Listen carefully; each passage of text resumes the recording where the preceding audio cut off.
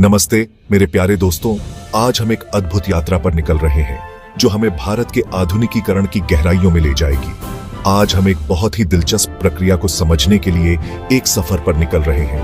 भारत में आधुनिकीकरण यह एक ऐसी प्रक्रिया है जो हमारे देश के हर कोने को छू रही है, चाहे वह शहर हो या गांव। यह बदलाव की कहानी है, प्रगति की कहानी है और उन चुनौतियों का इतिहास है जिन पर हमने काबू पाया है और जो आगे आने वाली है। यह एक ऐसी यात्रा है जो हमें हमारे अतीत से जोड़ती है और हमारे भविष्य की ओर ले जाती है। आधुनिकीकरण एक भव्य ऑर्केस्ट्रा की तरह है जहां हर तत्व का अपना महत्व है और सब मिलकर एक सुंदर धुन बनाते हैं, जहां आर्थिक, सामाजिक, सांस्कृतिक और राजनीतिक वाद्य यंत्र सामंजस्य बिठाते हैं और कभी-कभी विवाद भी। यह एक ऐसी प्रक्रिया है जो हमें एकजुट करती है और हमें आगे बढ़ने के लिए प्रेरित करती है। भारत को एक कैनवास के रूप में कल्पना कीजिए।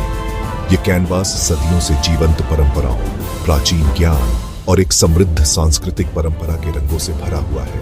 सदियों से इसे जीवंत परंपराओं, प्राचीन ज्ञान और एक समृद्ध सांस्कृतिक परंपरा के साथ चित्रित किया गया था। यह एक ऐसा कैनवास है जो समय के साथ बदलता रहा है, लेकिन अपनी मूल पहचान को कभी नहीं खोता। फिर बदलाव की हवाएं आईं जो अपने साथ नए विचार, प्रौद्योगिकियां और जीवन जीने के तरीके लेकर आईं। इन बदलावों ने हमारे समाज को एक नई दिशा दी और हमें नए अवसरों की ओर अग्रसर किया। पुराने और नए, पारंपरिक और आधुनिक के बीच इस मिलन ने भारत के कैनवास को फिर से आकार देना शुरू कर दिया। यह एक ऐसा मिलन है जो हमें हमारी जड़ों से जोड़ता है और हमें आगे बढ़ने के लिए प्रेरित करता है। आधुनिकीकरण केवल गगनचुंबी इमारतें बनाने या स्मार्टफोन का उपयोग करने के बारे में नहीं है। यह एक गहरी प्रक्रिया है जो हमारे समाज के हर पहलू को छूती है। यह समाज के ताने बाने को बदलने, लोगों के जीने, सोचने और बातचीत करने के तरीके को बदलने के बारे में है। यह एक ऐसी प्रक्रिया है जो हमें एकजुट करती है और हमें आगे बढ़ने के लिए प्रेरित करती है। यह हमारी जड़ों को संजोते हुए प्रगति को अपनाने के बारे में है। यह एक संतुलन है जो हमें हमारी पहचान को बनाए रखते हुए आगे बढ़ने की अनुमति देता है। यह सभी भारतीयों के लिए एक बेहतर भविष्य बनाने के बारे में है। यह एक ऐसा भविष्य है जो हमें गर्व से भरता है और हमें आगे बढ़ने के लिए प्रेरित करता है। तो मेरे साथ आइए भारत के आधुनिकीकरण की यात्रा की कहानी में उतरे। इसके मील के पत्थर, चुनौतियां और आने वाली पीढ़ियों के लिए इसके वादे तलाशें। यह एक ऐसी यात्रा है जो हमें हमारे अतीत से जोड़ती है और हमारे भविष्य की ओर ले जाती है। इसके मील के पत्थर, चुनौतियां और आने वाली पीढ़ियों के लिए इसके वादे तलाशें। यह एक ऐसी यात्रा है जो हमें गर्व से भरती है और हमें आगे बढ़ने के लिए प्रेरित करती है। हमारी यात्रा ब्रिटिश राज से शुरू होती है, एक ऐसा दौर जिसने भारत पर एक अमिट छाप छोड़ी। हालांकि उपनिवेशवाद शोषण और पीड़ा लेकर आया, लेकिन इसने आधुनिकीकरण के बीज भी बोए। अंग्रेजों ने पश्चिमी शिक्षा, तकनीक और प्रशासनिक व्यवस्थाएं पेश की, जिन्होंने उनके हितों को पूरा करने के साथ साथ भविष्य के बदलावों की नींव भी रखी। इसे रेलवे ट्रैक बिछाने जैसा समझो। अंग्रेजों ने कच्चे माल के परिवहन के लिए रेलवे का निर्माण किया, लेकिन यही ट्रैक बाद में आधुनिक भारत के लिए जीवन रेखा बन गए, जो लोगों और स्थानों को जोड़ते हैं। इसी तरह अंग्रेजी भाषा, जिसे प्रशासन के एक उपकरण के रूप में पेश किया गया था, व्यापक दुनिया के लिए एक सेतु बन गई, जिससे संचार और ज्ञान साझा करने में आसानी हुई। औपनिवेशिक युग में सामाजिक सुधारकों का उदय भी हुआ, जिन्होंने पारंपरिक मानदंडों को चुनौती दी और शिक्षा, महिलाओं के अधिकारों और सामाजिक समानता की वकालत की। राजा राम मोहन राय और ज्योतिराव फुले जैसे नेताओं ने सदियों पुरानी प्रथाओं पर सवाल उठाते हुए और अधिक न्याय संगत और न्यायपूर्ण समाज का मार्ग प्रशस्त करते हुए बदलाव की चिंगारी भड़काई। हालांकि हमें उपनिवेशवाद के दर्द को कभी नहीं भूलना चाहिए, लेकिन इसकी जटिल विरासत को समझना महत्वपूर्ण है, जिसने प्रगति और शोषण को आपस में जोड़ा, जिससे भारत आजादी की सुबह एक चौराहे पर खड़ा हो गया। 1947 भारत उपनिवेशवाद की बेड़ियों से मुक्त हुआ, एक ऐसा राष्ट्र जो आशाओं और आकांक्षाओं से भरा हुआ था। लेकिन आजादी के साथ गरीबी, निरक्षरता और सामाजिक विभाजन से जूझ रहे देश के पुनर्निर्माण का कठिन काम भी आया। हमारे नेताओं ने दूरदर्शी वास्तुकारों की तरह एक आधुनिक भारत के निर्माण के मिशन पर काम शुरू किया। एक घर बनाने की कल्पना करो, ईंट दर ईंट एक मजबूत और समृद्ध राष्ट्र की नींव रखना। हमारे नेताओं ने यही किया। उन्होंने नियोजित आर्थिक विकास पर ध्यान केंद्रित किया, भारी उद्योगों, बुनियादी ढांचे और कृषि में निवेश किया। उद्देश्य एक आत्मनिर्भर भारत का निर्माण करना था, जो विश्व पटल पर अपनी पहचान बना सके। पंचवर्षीय योजनाएं प्रगति के लिए खाका बन गई, जिसमें आर्थिक विकास के लिए लक्ष्यों और रणनीतियों का उल्लेख किया गया। इन योजनाओं का उद्देश्य औद्योगिक उत्पादन को बढ़ावा देना, कृषि उत्पादन का विस्तार करना और सड़कों, रेलवे और बिजली उत्पादन जैसे बुनियादी ढांचे में सुधार करना था। प्रत्येक योजना भारत की विकास गाथा में एक अध्याय की तरह थी, जो विकास के लिए विशिष्ट क्षेत्रों पर केंद्रित थी। हालांकि चुनौतियां बहुत थीं, लेकिन लोगों के सपनों से प्रेरित एक नए राष्ट्र की भावना ने प्रगति और राष्ट्र निर्माण के इस युग को हवा दी। भाग 4, हरित क्रांति, बढ़ती आबादी का पेट भरना। एक ऐसे खेत की कल्पना कीजिए जो कभी बंजर था, अब सुनहरे गेहूं से लहलहा रहा है। यह दृश्य किसी चमत्कार से कम नहीं है, और यह चमत्कार हरित क्रांति के कारण संभव हुआ। यही आपके लिए हरित क्रांति है। यह केवल एक कृषि सुधार नहीं था, बल्कि एक व्यापक परिवर्तन था, जिसने भारत के कृषि परिदृश्य को पूरी तरह से बदल दिया। 1960 के दशक में भारत को भोजन के गंभीर संकट का सामना करना पड़ा। देश की बढ़ती आबादी के लिए पर्याप्त भोजन उपलब्ध कराना एक बड़ी चुनौती बन गया था। जनसंख्या बढ़ रही थी, लेकिन खाद्य उत्पादन गति नहीं बनाए हुए था। इस असंतुलन ने देश को एक गंभीर स्थिति में डाल दिया था, जहां खाद्य सुरक्षा एक प्रमुख चिंता का विषय बन गया था।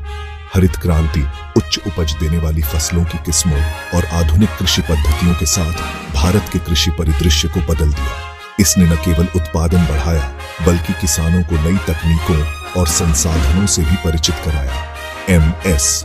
स्वामीनाथन जैसे वैज्ञानिक राष्ट्रीय नायक बन गए, जिन्होंने गेहूं और चावल की नई किस्मों को विकसित किया, जो अधिक उपज का वादा करती थी। इन वैज्ञानिकों के प्रयासों ने भारत को खाद्य संकट से उबारने में महत्वपूर्ण भूमिका निभाई। किसानों ने, जो एक बार पारंपरिक तरीकों से बंधे हुए थे, नए नवाचारों को अपनाया, जिससे खाद्य उत्पादन में तेजी आई। उन्होंने नई तकनीकों, उर्वरकों और सिंचाई प्रणालियों का उपयोग करना शुरू किया, जिससे उनकी उपज में उल्लेखनीय वृद्धि हुई। सिंचाई प्रणालियों में सुधार हुआ, उर्वरक अधिक आसानी से उपलब्ध होने लगे और भारत अकाल का सामना करने से अपनी बढ़ती आबादी का पेट भरने लगा। यह एक सामूहिक प्रयास था, जिसमें सरकार, वैज्ञानिक और किसान सभी ने मिलकर काम किया। हरित क्रांति केवल तकनीक के बारे में नहीं थी, यह किसानों को सशक्त बनाने, आजीविका में सुधार लाने और लाखों लोगों के लिए खाद्य सुरक्षा सुनिश्चित करने के बारे में थी। इसने ग्रामीण क्षेत्रों में आर्थिक स्थिरता और समृद्धि भी लाई। इसने महत्वपूर्ण राष्ट्रीय चुनौतियों का समाधान करने में वैज्ञानिक नवाचार की शक्ति का प्रदर्शन किया। हरित क्रांति ने यह साबित किया कि सही दृष्टिकोण और संसाधनों के साथ किसी भी चुनौती का सामना किया जा सकता है। हालांकि हरित क्रांति की आलोचनाओं का भी अपना हिस्सा था, जिसमें पर्यावरणीय स्थिरता और लाभों के असमान वितरण के बारे में चिंताएं थीं। कुछ लोगों का मानना था कि इसने पर्यावरण पर नकारात्मक प्रभाव डाला और छोटे किसानों को लाभ नहीं हुआ। फिर भी यह भारत की आधुनिकीकरण की कहानी में एक महत्वपूर्ण अध्याय बना हुआ है, जो विज्ञान और प्रौद्योगिकी की परिवर्तनकारी क्षमता को प्रदर्शित करता है। हरित क्रांति ने यह दिखाया कि कैसे वैज्ञानिक नवाचार और सामूहिक प्रयास एक राष्ट्र को आत्मनिर्भर बना सकते हैं। भाग 5, उदारीकरण और इसका प्रभाव, दुनिया के लिए दरवाजे खोलना। आजादी के बाद के दशकों तक भारत ने एक बंद, समाजवादी प्रेरित आर्थिक मॉडल का पालन किया।